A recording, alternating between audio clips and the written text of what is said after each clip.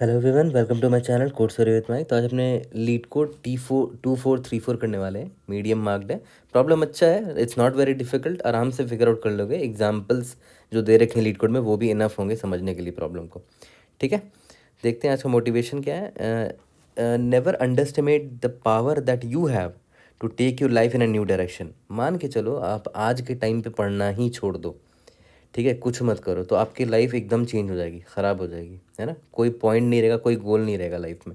तो कौन कर पाया? वो आप ही कर पाए। और मान के चलते हैं आज से आपने बहुत ज़्यादा पढ़ाई करनी स्टार्ट कर दी, ठीक है, बहुत ज़्यादा मेहनत करनी स्टार्ट कर दी, कंसिस्टेंसी मेंटेन करनी स्टार्ट कर दी, तो ऑब्वियसली आपकी लाइफ अलग डायरेक्शन में चली जाएगी and it will change. Definitely it will have positive impact in your life. और वो किसने किया? आप ही ने किया। तो एक्चुअली में पावर आपके पास है, और वो पावर को अंडर एस्टिमेट मत करो। You have immense power, trust me, है ना। You can change your life if you really want. Okay, you still have 6 months for this year. आराम से यूज़ करो इस टाइम को and work hard as much as possible and be ready for next year और whatever interviews are coming for you. Okay, using a robot to print a lexicographically smallest string. देखो, लेक्सिकोग्राफिकली smallest क्या होता है? जो dictionary में सबसे पहले आए। ये तो मैंने आपको बता रखा है, सबको पता भी होगा। आपको एक स्ट्रिंग दे रखा है एस, एक स्ट्रिंग एस दे रखा होगा, और एक रोबोट दे रखा है जिसके पास एक एम्प्टी स्ट्रिंग है टी। ठीक है, apply one of the following operations until s and t are both empty. देखते हैं क्या बोल रहा है। Remove the first character of a string s, s का पहला कैरेक्टर निकालो and give it to the robot will append this character to the t. मतलब एस में जो भी स्ट्रिंग दे रखा है उससे पहला कैरेक्टर निकालो और रोबोट उसको निकाल के टी में डाल देगा। ठीक है, दूसरा ऑपरेशन क्या है? Remove the last character of the string T. T robot ने टी में जो भी कैरेक्टर्स डाले थे उसके लास्ट कैरेक्टर को उठाओ और एक पेपर में प्रिंट कर दो। ठीक है, तो आपको यही बताना है कि लेक्सिकोग्राफिकली कितना स्मॉल स्ट्रिंग आप प्रिंट करवा सकते हो पेपर में with the help of these two operation and the robot. Okay, जैसे ये एग्जाम्पल को देखो। मान के चलते हैं आपका एस ये दे रखा है और टी ये है, और मान के चलते हैं पेपर आपका ये है। तो हम क्या करेंगे जी, इसका z पहला ऑपरेशन लगाएंगे इस पर, तो z यहाँ आ जाएगा। फिर पहला ऑपरेशन फिर से लगाएंगे तो ये z यहाँ आ जाएगा। फिर पहला ऑपरेशन फिर से लगाएंगे तो ये a यहाँ पर आ जाएगा। उसके बाद दूसरा ऑपरेशन t पर लगा दो कि इसका लास्ट कैरेक्टर को प्रिंट करना है पेपर पे, तो ये प्रिंट हो गया, फिर z प्रिंट हो गया, फिर ये z प्रिंट हो गया। ठीक है, तो लेक्सिकोग्राफिकली इससे छोटा स्ट्रिंग आप नहीं जनरेट कर पाओगे अगर आप ट्राई भी करो तो। ठीक है, इसलिए इसका आंसर AZZ है। सिमिलरली यहाँ पर भी वही है, S इज इक्वल टू आपको दे रखा है, ये आपका T है, अभी एम्प्टी है, और ये आपका पेपर है। ठीक है, तो अगर आप यहाँ पर ध्यान दो तो यहाँ पर मैंने B लिखा, फिर D लिखा, फिर D लिखा, फिर A लिखा, उसके बाद पॉप किया इसको, A लिख दिया यहाँ पर T से। अब दूसरा ऑप्शन लगा रहा हूँ, ऑपरेशन लगा रहा हूँ। उसके बाद D को यहाँ पॉप किया, फिर D को यहाँ पॉप किया, फिर B को यहाँ पॉप किया। ठीक है, तो जब टी से जो पॉप कर रहे हैं वो ऑपरेशन नंबर 2 है ना, और एस से जब पॉप करके टी में डाल रहे हैं वो ऑपरेशन नंबर 1 था, है ना। तो ADDB से बेटर आप नहीं ला पाओगे अगर आप ट्राई भी करो तो, है ना।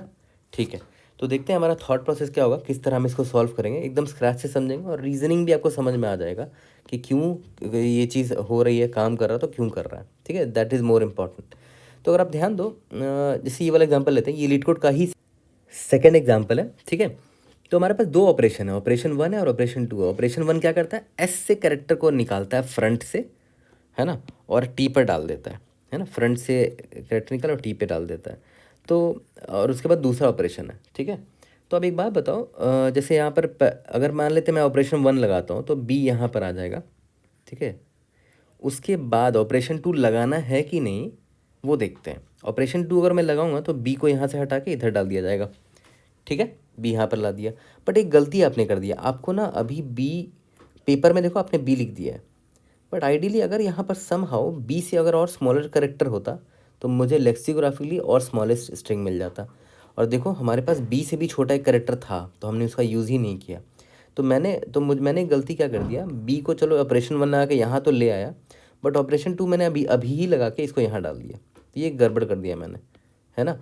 अब देखो, क्योंकि इससे बेटर मुझे पता क्या आंसर मिल सकता था कि मैं ऑपरेशन 1 लगाता तो बी इधर आ जाता, फिर से ऑपरेशन 1 लगाता तो ये ए इधर आ जाता, है ना, ए इधर आ जाता। उसके बाद ऑपरेशन 2 लगाता तो देखो टी से क्या है प्रॉब्लम। ऑपरेशन 2 क्या करता है? लास्ट कैरेक्टर टी का लास्ट कैरेक्टर उठा के पेपर में डालता है। तो टी का लास्ट कैरेक्टर ए था, तो यहाँ पर ए आ गया। तो अब देखो पहला कैरेक्टर मेरा ए है, तो ऑब्वियसली बात है लेक्सिकोग्राफिकली स्मॉलर यही होगा, है ना। इससे पहले आप बी यहाँ लिख रहे थे, ऑब्वियसली ए छोटा है, तो लेक्सिकोग्राफिकल ऑर्डर में ये छोटा स्ट्रिंग बनने वाला है मेरा, ठीक है। ओके, उसके बाद देखो अभी मेरा सी है, ये मेरा सी है। तो क्या मुझे सी को अब तो खैर सारे स्ट्रिंग ख़त्म हो गए, अब तो मुझे पॉप करना ही पड़ेगा। तो सी यहाँ पर आ गया और बी यहाँ पर आ गया, बट अभी भी गड़बड़ है। आपने सी को यहाँ क्यों लिख दिया? इससे अच्छा आप क्या करते कि ऑपरेशन 1 अभी ना लगा के ऑपरेशन 2 लगा देते, तो ये बी को मैं यहाँ डाल देता, ठीक है। उसके बाद ऑपरेशन 1 लगाते तो ये सी यहाँ पर आता, उसके बाद ऑपरेशन 2 लगा के सी को यहाँ ला देते, ठीक है। तो देख रहे हो ए बी सी आपका आ जा रहा है, और ये लेक्सिकोग्राफिकली सबसे स्मॉलेस्ट स्ट्रिंग है, ठीक है।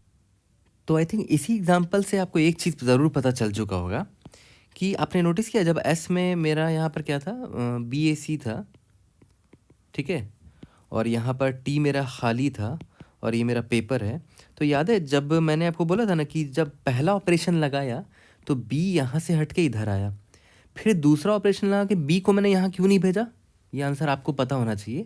इसलिए नहीं भेजा क्योंकि मुझे पता था कि जब मैं आगे जाऊँगा ना, तो आगे मुझे इस बी से भी एक छोटा कैरेक्टर मिल रहा है, तो मैं क्यों ना वहाँ तक जाऊँ। जैसे मुझे एक छोटा कैरेक्टर मिल गया बी से, तो उसको मैं यहाँ पर डालूँ, उसके बाद मैं इसको यहाँ पर पॉप करूँ।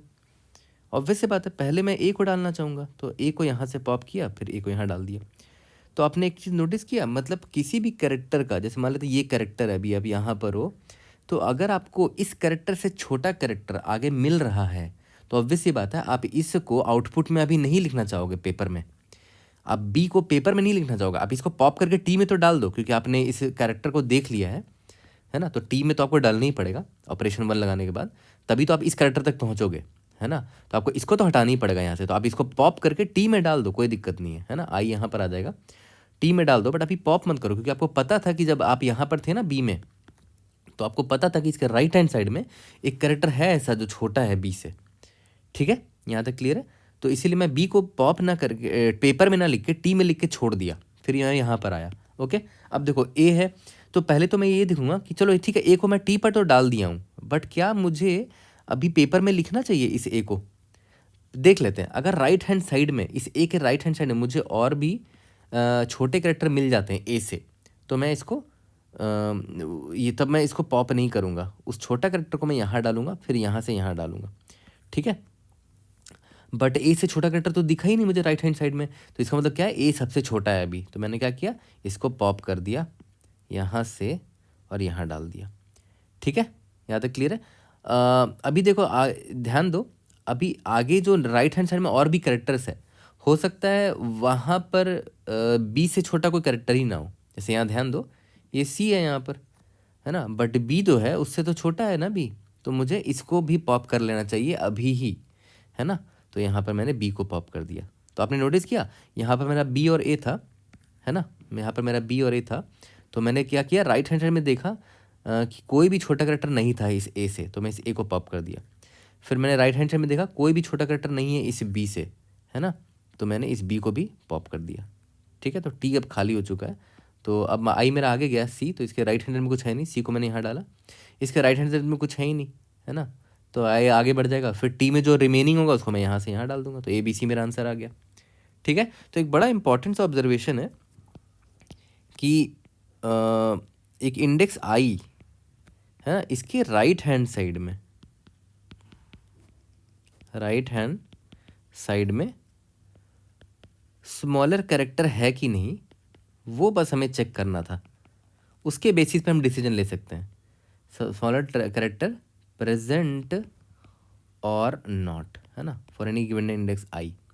ओके, तो आई थिंक यहाँ पर आप देखा है तो ग्रिडली नहीं खेल रहे हो, ग्रिडली तो खेल रहे हो, मतलब आपको एक कैरेक्टर दिखा, है ना, आपने चलो आपको इसको टी में तो डालना ही था, डालना वो तो आपको पॉप तो करना ही पड़ेगा, पहला ऑपरेशन तो लगाना ही पड़ेगा, पॉप तो आप कर ही दिया आपने। बट क्या आप इसको प्रिंट करोगे? प्रिंट नहीं कर रहे हो, क्यों? क्योंकि आपको पता है राइट हैंड साइड में इससे भी छोटा कैरेक्टर है, तो मैं ग्रिडली हर बार छोटा कैरेक्टर ढूंढने की कोशिश कर रहा हूँ। तो मुझे पता है कि राइट हैंड साइड जाऊँगा तो मुझे एक छोटा कैरेक्टर मिलेगा, तो मैं अभी इस बी को यहाँ से निकाल के यहाँ नहीं डालूंगा। तो रीजनिंग भी बड़ा सिंपल है, ऐसा कुछ टफ था ही नहीं इस प्रॉब्लम में देखा जाए तो, है ना। तो यानी कि मुझे बस एक इन्फॉर्मेशन चाहिए होगी for any given index I, for any given index आई, चाहे वो ये आई हो चाहे वो ये आई हो, मुझे बस पता होना चाहिए इसका राइट हैंड साइड में छोटा कैरेक्टर प्रेजेंट है कि नहीं। या तो ऐसे भी कर सकते हो, ये ढूंढ लो कि मान लेते हैं अभी आई यहाँ पर है, ये ढूंढ लो कि इसके राइट हैंड साइड में स्मॉलेस्ट कैरेक्टर कौन सा है। स्मॉलर कैरेक्टर ए है, तो क्या ए इस बी से छोटा है? हाँ छोटा है, तो इस बी को मैं पेपर में नहीं लिखूंगा अभी, है ना। मैं वेट करूँगा कि वो स्मॉलेस्ट कैरेक्टर अभी आ जाए यहाँ पर, फिर उसको मैं यहाँ पेपर में लिखूँ, उसके बाद इस बी को लिखूँगा। ठीक है, तो यानी कि एक ज़रूरी जानकारी मुझे हर बार चाहिए होगी कि जिस इंडेक्स पर भी मैं खड़ा रहूँगा मुझे उसका राइट हैंड साइड में स्मॉलेस्ट कैरेक्टर चाहिए होगा, है ना। ये चीज़ समझ में आ गया, ये रिक्वायरमेंट तो क्लियर हो गया। अब देखो ये वाला एग्जाम्पल देखो, मान के चलते हैं ये एग्जाम्पल था मेरा लीड कोड का पहला एग्जाम्पल है ZZA। ठीक है, मान लेते हैं मेरा टी है और ये मेरा पेपर है, पेपर। ठीक है, तो अभी मैं आई यहाँ पर आया, मुझे जेड दिखा। ठीक है, तो जेड को मैंने टी पे चलो लिख तो दिया है, बट क्या मुझे इसको पॉप करके पेपर में लिखना है कि वो नहीं, वो मैं कैसे देखूंगा? पहले मैं राइट हैंड साइड में जाऊँगा, देखूंगा कि इस जेड की स्मॉलेस्ट कैरेक्टर कौन सा है राइट हैंड साइड में। तो इस आई के राइट हैंड साइड में स्मॉलेस्ट कैरेक्टर ए है और वो जेड से छोटा है ना। तो मैं वेट करूँगा कि काश ये ए आ जाता, तब मैं ए को यहाँ पेपर में लिखता, उसके बाद जेड या जो भी रिमेनिंग कैरेक्टर उसको लिखता। और वैसे पहले स्मॉलेस्ट कैरेक्टर लिखना चाहोगे क्योंकि वो लेक्सिकोग्राफिकली स्मॉलेस्ट वर्ड देगा आपको। ठीक है, तो इसीलिए मैंने क्या किया, ऑपरेशन 2 अभी नहीं लगाया, मतलब टी से इसको पॉप करके पेपर में नहीं लिखा। ठीक है, तो मेरा आई आगे बढ़ गया। ठीक है, फिर आई यहाँ पर आया, फिर राइट हैंड साइड में मैंने इटरेट किया स्मॉलेस्ट कैरेक्टर निकालने के लिए। तो स्मॉलेस्ट कैरेक्टर ए मिला मुझे और वो जेड से छोटा है, तो इस जेड को ही मैं यहाँ पर लिख के छोड़ दूंगा। फिर आई यहाँ पर आया, राइट हैंड साइड में कोई स्मॉलेस्ट कैरेक्टर है नहीं, है ना। तो मैंने ए को यहाँ तो लिख दिया, बट इसके राइट हैंड साइड में कोई भी स्मॉलेस्ट कैरेक्टर नहीं है ना। तो मैंने क्या किया, इस ए को मतलब अब तो आई खैर आउट ऑफ बाउंड हो जाएगा इसके बाद। तो क्या करना है, लास्ट में जब टी जितना है उसको एज इट इज डाल दो, ए जेड जेड, है ना। एक इसको पॉप किया, इसे लिखा। पॉप हमेशा टी से पॉप करने वाला ऑपरेशन जब वो बैक से है, मतलब लास्ट कैरेक्टर को पॉप करना है आपको।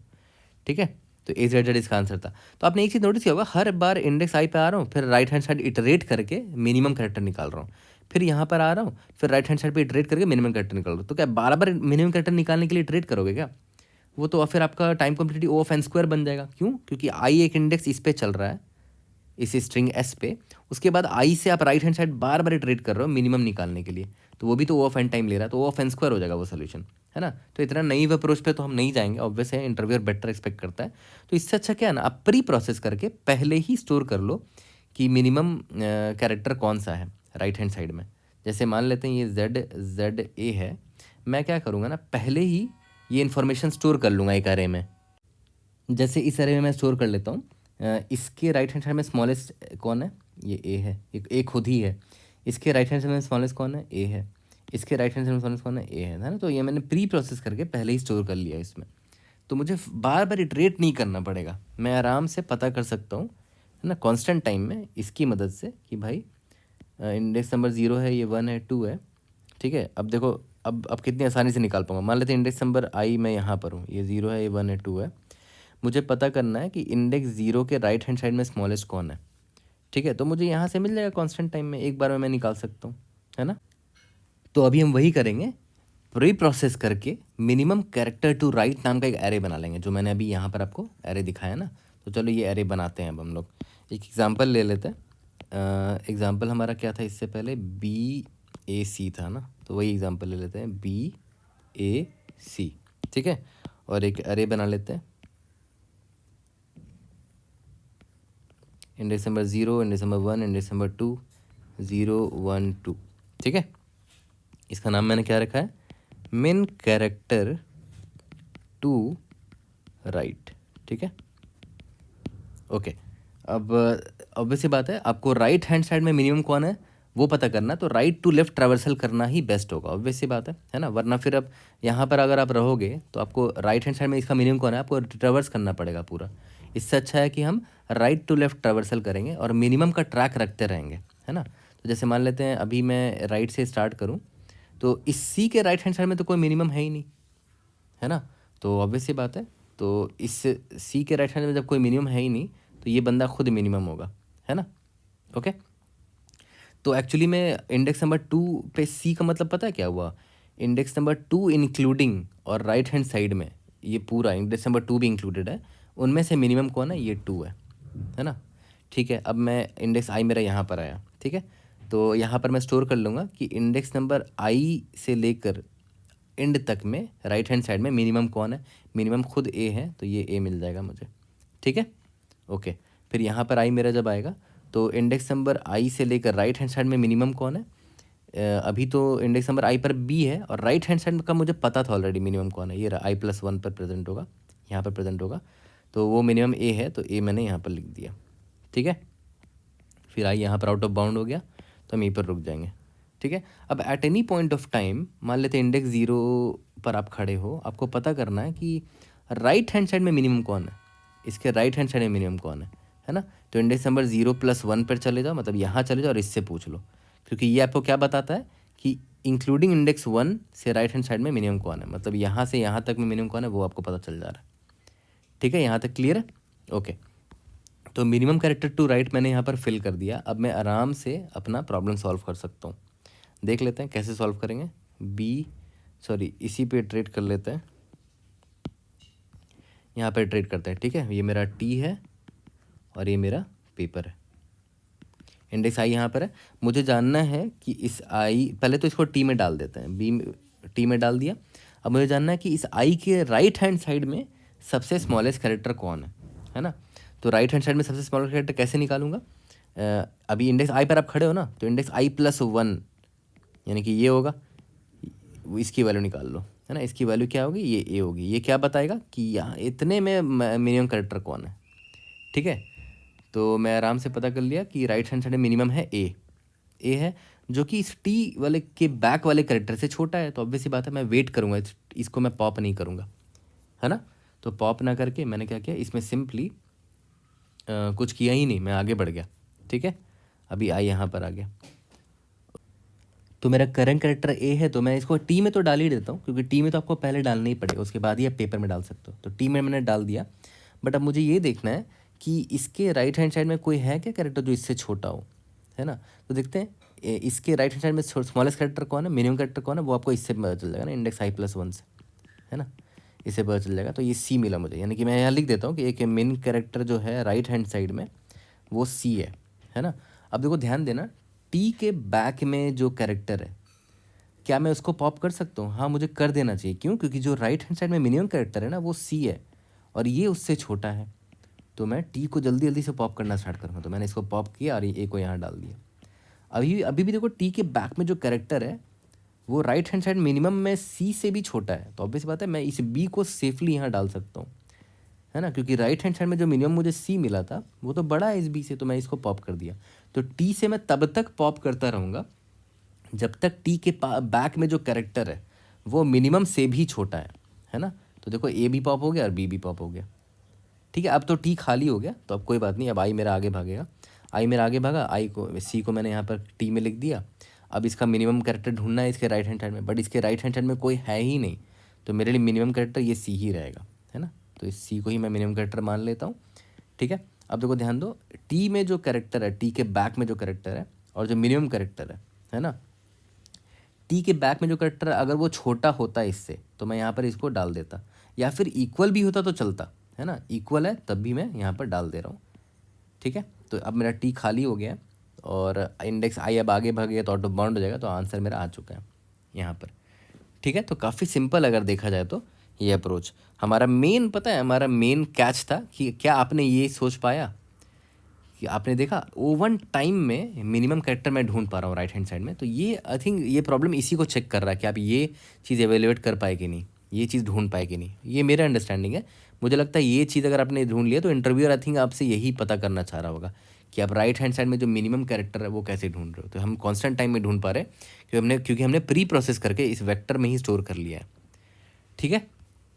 यहाँ तक क्लियर हो गया, ठीक है। और एक चीज़ और मैं फिर से रिपीट कर दे रहा हूँ कि मान लेते हैं अभी आप करंट कैरेक्टर यहाँ पर हो, है ना, तो मुझे क्या चाहिए होता था, इसके राइट हैंड साइड में मिनिमम कैरेक्टर कौन है ना। तो इसके राइट हैंड साइड में मिनिमम कैरेक्टर कौन देगा, इंडेक्स आई प्लस वन से लेकर एंड तक का मिनिमम कैरेक्टर कौन देगा, ये देगा ना, ये रहा, ये देगा ये। क्योंकि याद करो ये क्या होता था, minimum character to right index one, ये क्या स्टोर करता था कि यहाँ से लेकर एंड तक में मिनिमम कैरेक्टर कौन है, वो ये है ना। यहाँ तक क्लियर हो गया, ठीक है। तो देखा जाए तो स्टोरी पॉइंट्स बहुत आसान होने वाला है हमारे लिए। सबसे पहला प्री प्रोसेस कर लो, है ना, और क्या बना लो, min char to write बना लो, एक अरे बना लो, है ना, ताकि आप कांस्टेंट टाइम में मिनिमम कैरेक्टर ढूंढ पाओ फॉर एनी गिवन इंडेक्स आई। इसके बाद जो भी आप वर्ड पे इटरेट कर रहे हो, है ना, एस ऑफ आई मान लेते हैं आपका करंट कैरेक्टर है, तो इसको टी में तो पहले डाल दो, है ना, लेकिन टी से आप इसको पेपर में डालोगे कि नहीं उसके बेसिस पे आपको डिसीजन लेना होगा। किसके बेसिस पे, कि आपका मिन कैरेक्टर टू राइट क्या है ना, और टी के बैक में जो कैरेक्टर है वो क्या है ना, जो स्मॉलर अगर होगा टी डॉट बैक, अगर टी डॉट बैक स्मॉलर है इस मिन कैरेक्टर टू राइट से भी, तो ऑब्वियस सी बात है उसको हम पेपर में डाल देंगे, है ना। बस कुछ नहीं, इसी तरह मेरा आई आगे भागता रहेगा, है ना। यहाँ तक क्लियर हो गया। और लास्ट में एक चीज़ इंश्योर कर लेना, if t has remaining characters, अगर टी में कुछ कैरेक्टर्स बच जाते हैं then pop them to result, है ना, टू पेपर। ठीक है, यहाँ तक क्लियर है। तो 4 स्टेप का ही कोड था, जल्दी से कोड करते हैं, इसको फिनिश करते हैं। तो चलो इसे कोड करते हैं। सबसे पहले मैंने लेंथ निकाल लिया है और देखो वेक्टर ऑफ कैर ले लिया, मिन कैरेक्टर टू राइट, है ना। तो अब एक बात बताओ, मिन कैरेक्टर टू राइट जो है इसको फिल करने के लिए राइट से लेफ्ट जाएंगे, मैंने बताया था क्यों, है ना। तो n-1 जो इंडेक्स है उसके राइट हैंड साइड में तो कुछ है ही नहीं, तो उसके लिए क्या करेंगे, s ऑफ n-1 जो कैरेक्टर है ना उसी को डाल देते हैं कि वही मिनिमम कैरेक्टर है, क्योंकि इसके राइट हैंड साइड में कुछ है ही नहीं, है ना। उसके बाद बाकी फिल करते हैं, int i is equal to n-2, i is greater than equal to 0, i minus minus, ठीक है। अब min character to right i will be equal to minimum of जो करेंट कैरेक्टर है एस ऑफ आई, ठीक है। और इसके right hand side में जो मिनिमम कैरेक्टर हमने ऑलरेडी जो देख रखा है वो कहाँ से मिल जाएगा, यहाँ से मिल जाएगा, और क्या, है ना, i+1, सॉरी आई, हाँ i+1, ठीक है। यहाँ तक क्लियर है, ओके। अब आपने एक चीज़ नोटिस किया होगा कि मैं यहाँ पर ना कैरेक्टर स्टोर कर रहा हूँ। You can store index of those characters instead of saving और स्टोरिंग कैरेक्टर, ठीक है। कैरेक्टर्स ना स्टोर करके यहाँ पर मैं कैरेक्टर स्टोर कर रहा हूँ ना, आप इंडेक्स भी स्टोर कर सकते थे, कोई दिक्कत नहीं है, बट मैं कैरेक्टर स्टोर कर रहा हूँ सिंप्लिसिटी के लिए, ठीक है। अब याद करो मेरे पास दो तरह के दो था ना, एक स्ट्रिंग टी था मेरा जो कि एम्प्टी है, और स्ट्रिंग पेपर था मेरा जो कि मेरा रिजल्ट होगा, है ना। तो पेपर मेरा अभी खाली है, तो पेपर को भी सॉरी एम्प्टी ले लेते हैं, ठीक है। अब स्टार्ट करते हैं, int i is equal to 0 while i is less than n, एक एक करके सारे कैरेक्टर को मुझे लेना है। सबसे पहला क्या करना है कि जो करेंट कैरेक्टर को आपने देखा है उसको टी में तो डालना ही पड़ेगा आपको, है ना, t dot push underscore back s of i, इसको तो आप डाल ही दो, पहला जो ऑपरेशन लगाना था वो तो लगा ही दिया। अब इसके बाद याद करो क्या करते थे, मिनिमम कैरेक्टर निकालते थे, है ना। आई के राइट हैंड साइड में मिनिमम कैरेक्टर क्या है, तो वो मुझे कहाँ से मिल जाएगा, सिंपली i+1 से मिल जाएगा, ठीक है। बट देख लेना कि i+1 कहीं आउट ऑफ बाउंड तो नहीं हो जा रहा, तो ये यहाँ पर मैं चेक कर लूँगा कि अगर i+1, है ना, अगर ये लेस देन n है, आउट ऑफ बाउंड नहीं हुआ है, तब मिन कैरेक्टर टू राइट i+1 निकाल देंगे। अगर ऐसा नहीं है तो एस ऑफ आई को ही मिनिमम कैरेक्टर मान लेंगे, ठीक है। ये मैंने दिखाया था आपको, ओके। चलो मिनिमम कैरेक्टर तो मिल गया ठीक है। अब बस मुझे इतना चेक करना है कि जो टी डॉट बैक में जो कैरेक्टर है ना, अगर वो लेस देन या इक्वल टू जो मिनिमम कैरेक्टर है राइट हैंड साइड में, तो ऑब्वियस बात है टी डॉट बैक वाले कैरेक्टर को पॉप करके रिजल्ट में डाल दो, क्योंकि ये छोटा है ना। तो मैं क्या करूँगा, पेपर में paper plus is equal to t dot back को डाल दूंगा और t dot pop underscore back कर दूंगा, है ना। टी डॉट टी ऑपरेशन 2 लगा रहा हूँ कि टी से निकाला, पेपर में डाल दिया और उसको पॉप कर दिया टी के बैक में जो था, है ना। बट यहाँ पर एक चीज़ ध्यान देना, टी एम्प्टी भी हो सकता है ना, तो टी एम्प्टी नहीं होना चाहिए, वरना ये वाला कोड फट जाएगा ना। टी एम्प्टी नहीं होना चाहिए, तभी आप उसमें टी डॉट बैक लगा सकते हो, है ना। ठीक है, आई थिंक दैट्स ऑल। बस i++ यहाँ करते जाना और लास्ट में रिटर्न पेपर करना। बट उससे पहले ऐसे भी केसेस हो सकते हैं जिसमें टी में स्टिल कुछ कैरेक्टर रिमेनिंग होंगे, है ना। फिल द रिमेनिंग कैरेक्टर्स, है ना, while not of t dot empty, है ना। इस केस में paper plus is equal to t dot back t dot pop underscore back, ठीक है। अब देखो ध्यान दो, अगर ये रिमेनिंग कैरेक्टर वाला नहीं करते ना, तो कुछ एग्जाम्पल्स ऐसे हैं जहाँ पर टी में रिमेनिंग कैरेक्टर बच जाएंगे, वो मैं आपको दिखाता हूँ। ठीक है, मान लेते हैं वो पार्ट मैंने किया ही नहीं, एक बार सबमिट करके देखते हैं। देखो यहाँ पर आपको पहला ही एग्जाम्पल दिख जाएगा, पहले एग्जाम्पल से पकड़ में आ गया था कि कैरेक्टर रिमेनिंग होंगे, है ना। तो इसीलिए मुझे रिमेनिंग कैरेक्टर टी से निकाल के अगर वो बच गया तो डाल दूंगा रिजल्ट में, है ना। टाइम कॉम्प्लेक्सिटी बता देता हूँ, पहले देखते हैं एक्सेप्ट हो रहा है कि नहीं। Indeed yes, we have pass the test cases. देखो ध्यान दो, यहाँ पर ओ ऑफ एन लगा है ना, मिनिमम कैरेक्टर राइट को फिल करने में ओ ऑफ एन लगा। यहाँ पर नोटिस करो, आप हर कैरेक्टर को आई इंडेक्स से विजिट कर रहे हो, है ना। आई इंडेक्स से विजिट करो, और हर कैरेक्टर ज़्यादा से ज़्यादा 2 बार विजिट हो रहा है ना। एक बार आई की मदद से विजिट हो रहा है, और एक बार टी में जब आप उसको पॉप कर रहे हो वहाँ विजिट हो रहा है। तो टाइम कम्प्लीटली 2 टाइम्स एन है अभी भी, है ना। और फिर यहाँ पर जो रिमेनिंग कैरेक्टर है उसको आप विजिट कर रहे हो, तो ये भी ओ ऑफ एन है वर्स्ट केस में। ठीक है, तो टाइम कॉम्प्लेक्सिटी हमारा लीनियर है ना, ओ ऑफ एन ही है टाइम कॉम्प्लेक्सिटी, है ना। लेकिन स्पेस आपने ले लिया है ओ ऑफ एन, क्योंकि यहाँ पर हमने एक एक्स्ट्रा स्पेस लिया ना, ओ ऑफ एन। ठीक है, I hope I was able to help. See you in the next video, thank you.